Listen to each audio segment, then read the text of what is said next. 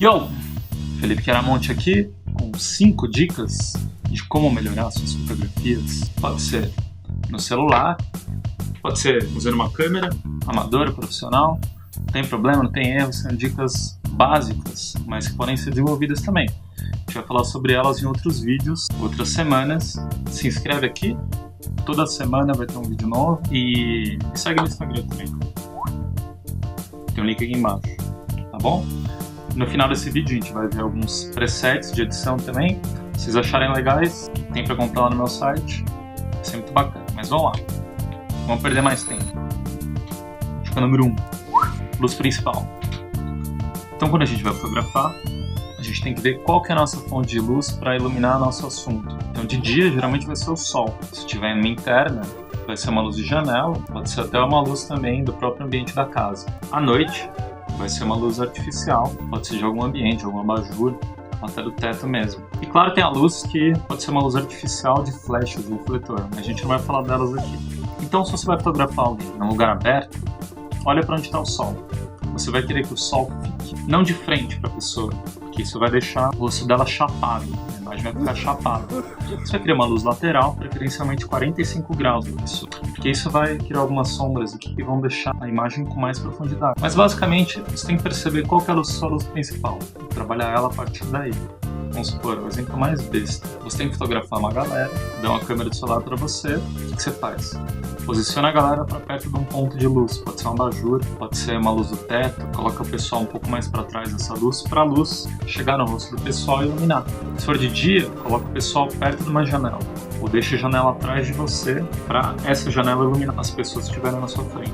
Então você direcionar o seu assunto em relação ao ponto de luz, que é o ponto principal, a sua luz principal, é muito importante. Essa é a dica número 1, eu vou dar alguns exemplos.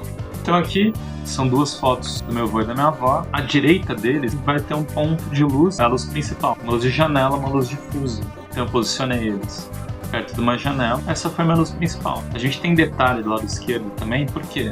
Porque essa luz entra dentro da sala e rebate. Só que a gente não vai estudar isso agora. A gente pode ver em outros vídeos se vocês quiserem. A gente pode falar mais de iluminações com mais um ponto de luz. Dica número 2. Enquadramento. Depois que você definiu o seu ponto de luz, o que você tem que fazer? Você tem que enquadrar o seu assunto, a pessoa, o carro, enfim. Geralmente, o que acontece é o quê? Quando uma pessoa não sabe fotografar, ela vai ficar parada, tirar foto de onde ela está mesmo. Isso vai fazer com que o assunto apareça junto com um ambiente muito grande atrás. Ou seja, é muita informação. Então vão ficar seus assuntos perdidos junto com o ambiente. Via de regra, a gente vai usar aquela máxima que o Robert Capa falou, que é qual? Sua foto ficou muito ruim, chega mais perto. Então, se aproxima do seu assunto. Isso vai ter dois efeitos. Primeiro, você vai ter menos informação de fundo, você vai deixar seu assunto mais próximo da lente. E segundo, por causa da física da lente, o seu foco vai estar mais no assunto do que no fundo. Então isso vai desfocar o fundo. Vamos ver se isso acontece aqui, ó. Pode ser até minha mão. Eu desfoquei o fundo, tá vendo? E aí você pode fazer de duas maneiras, se aproximar. A maneira mais básica, geralmente, que o pessoal fica mal acostumado, é dar zoom.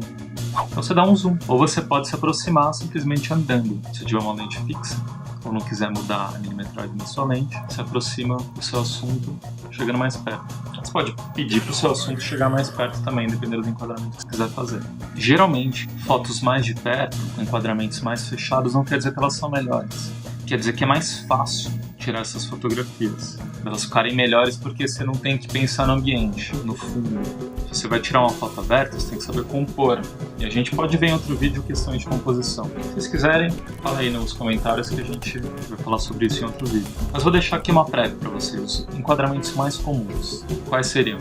A gente tem plano geral, que não está aqui nessa imagem, mas é um plano muito aberto, que parece bastante o ambiente é mais assunto do que o próprio assunto. O assunto é o próprio ambiente. O plano de conjuntos já começa a ter uns 50% e 50% ali. O assunto é tão importante quanto o ambiente. É a relação do assunto com o ambiente, o plano de conjunto. Geralmente aparece a pessoa inteira. O plano americano, agora está aqui na coxa. Por que é um plano americano? Porque era muito usado em western, para essa galera sacando. Coldre estava aqui, então, né? Coldre fica aqui, então tem que aparecer a coxa, um plano americano, western americano. Plano médio. Plano médio, corta aqui na cintura, já tem um destaque maior ainda para a pessoa. Mãos, você tem que saber dirigir, o modelo já começa a aparecer mais o rosto, então começa a dar destaque mais às expressões. Plano próximo, mais ainda. O olhar começa a ficar mais importante, ombro, cabelo. Plano próximo muito usado em cinema, geralmente no plano contraplano, quando tem um diálogo. E a gente tem um plano fechado, geralmente aqui na cabeça. Pode ser um plano fechado em outros lugares também, mas a gente está colocando a pessoa como o nosso assunto principal. Plano detalhe, pode ser um plano detalhe dos olhos. Então, western, por exemplo, eles usam muito plano geral ou plano de conjunto e aí dá um zoom de plano detalhe no olho. Ou pode ser para algum objeto também. Pegou a chave, colocou no bolso, enfim. Plano detalhe na fotografia macro, fotografia de objetos menorzinhos, anel, joia, enfim. É um detalhe. Esses são alguns tipos de enquadramento, a gente pode desenvolver isso em outro vídeo. Se vocês quiserem saber mais, comenta aqui. Terceira dica, qual que é? É o ângulo da sua composição, da sua imagem. É o ângulo que você vai estar, que a sua câmera vai estar em relação ao assunto. Pode ser um ângulo na altura dos olhos, que nem a gente está aqui, que essa câmera tá. Pode ser um ângulo de baixo para cima, ou pode ser um ângulo de cima para baixo. O ângulo de cima para baixo chama plongé, que é mergulho em inglês. O de baixo para cima é o contra-mergulho, contra-plongé. Qual ângulo escolher? Depende da intenção que você quer dar para sua imagem, para o seu assunto. Geralmente uma angulação de baixo para cima vai engrandecer o assunto, ele vai ficar mais onipotente na imagem. O ponto de fuga vai estar lá em cima, então isso vai fazer com que ele fique mais altivo. Então você vê políticos que querem aparecer maiores de baixo para cima, atletas, fotos de baixo para cima também. E o oposto, o contra-plongé, tem efeito contrário. Então você diminui aquilo que você está fotografando. Isso é muito comum ver foto assim de criança, de animal. Em geral, porque as pessoas, os fotógrafos, ou quem está tirando foto de criança ou de animal, fica na posição que tá. Não tem uma percepção de descer, de ficar na altura dos olhos, ou até de engrandecer eles, de ficar mais baixo, você tem que se jogar no chão. Mas aí você vai ter um ângulo muito diferente do que a gente costuma ver nesse tipo de fotografia, e você vai engrandecer esses assuntos. Tá? Então pensem nisso. Então, altura dos olhos, plongé ou contra-plongé. Dica número 4. Olhar ou pose. Então, olhar, no cinema isso fica muito claro. O olhar dita o ritmo da narrativa. Em cinema, as pessoas não olham para a câmera. Se no House of Cards ou algum lugar assim, quebra a quarta parede. Mas porque a gente geralmente olha para a câmera no ensaio. As pessoas estão acostumadas a olhar para a câmera. Isso fica um pouco menos espontâneo, fica posado. Então, o exercício é simplesmente tentar olhar para algum outro lugar, que não a câmera. E o olhar dentro da sua fotografia, o olhar vai direcionar o olhar do espectador. Então, dependendo para onde o seu assunto está olhando, isso vai equilibrar ou não a sua composição. É bacana quando você estiver dirigindo, falar, olha para cá, ou olha para lá, olha para trás.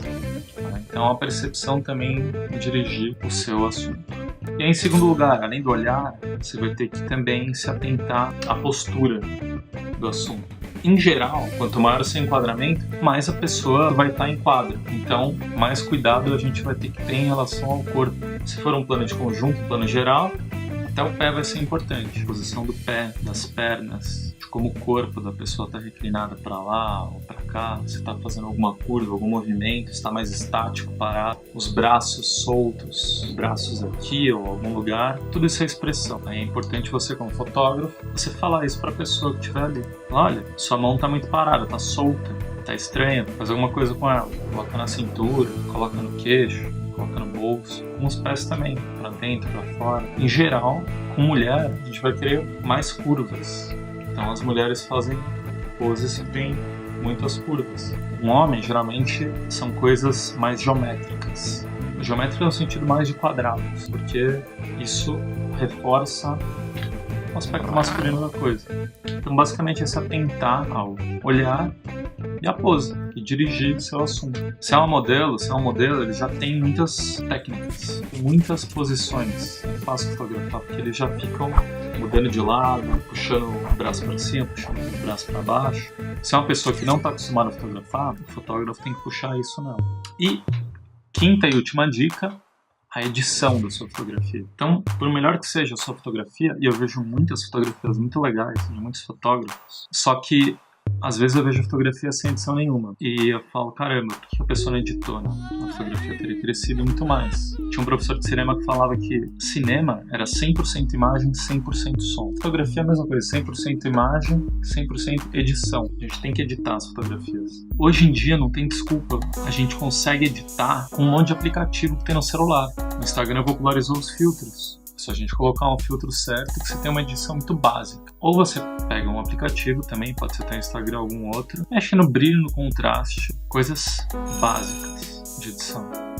Brilho, contraste, temperatura de cor. São ajustes muito básicos, mas que fazem a foto crescer. Então vamos ver alguns exemplos de edição, antes e depois, para vocês verem como é importante a edição, como a foto cresce com elas. Eu vou usar alguns presets que eu criei para o Lightroom e eles são muito fáceis de usar. Em outro vídeo eu posso mostrar como que usa. Quem quiser, quem ficar interessado, pode entrar no meu site. Esses presets estão disponíveis lá para compra, mas enfim, é muito simples. Aqui eu estou usando o Fall 3. É um preset que eu tenho do pack de outono. Então os tons ficam mais outonais, mais vermelhos. A imagem está mais lavada. Isso é um estilo de edição, estética.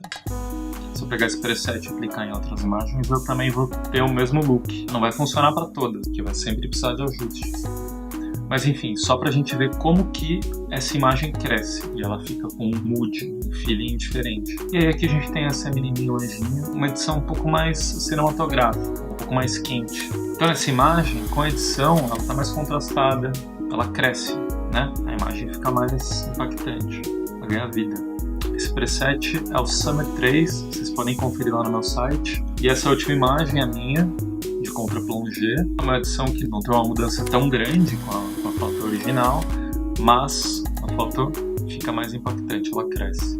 Então, se a gente for ver, ela está um pouco mais saturada, tem um clarify maior. Aqui também é um preset do Lightroom, e esse preset é muito bacana porque ele encaixa em várias fotos. É um preset promocional, quem quiser pegar esse preset, ele está de graça lá no meu site. É só se inscrever na newsletter. Espera uns 10, 15 segundos no site, vai aparecer uma janela, só colocar seu e-mail, e aí você vai conseguir baixar esse preset, que é o preset promocional.